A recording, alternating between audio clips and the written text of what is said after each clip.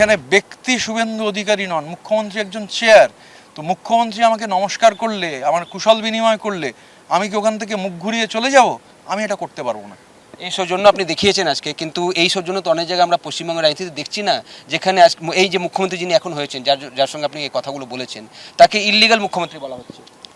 দেখুন, আমি এটা বিশ্বাস করি, আমি তো ভোটে জিতেছি, তো আমিও তাহলে ইললিগাল বিধায়ক? আমি তো এই পদক্ষেপকে স্বাগত জানাচ্ছি। উনি যে পদক্ষেপ গ্রহণ করেছেন, যে বিরোধী দলের এমএলএদের মিটিংয়ে ডাকছেন, আমি মনে করি এটা গণতন্ত্রের জন্য স্বাস্থ্যকর। বিজেপির তৃণমূলীকরণ হবে না। কোনো ঋতব্রত, কোনো সত্যব্রত, কোনো পরমব্রত, কোনো চিত্রব্রত যারা আছেন না, এদের জায়গা এখন বিজেপিতে নেই, দরজা বন্ধ।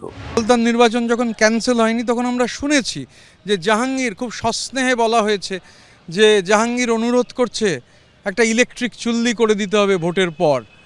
4 তারিখে ভোটের রেজাল্ট বেরোলে অনেকের হার্ট অ্যাটাক হবে। এটা সমর্থনযোগ্য নয়।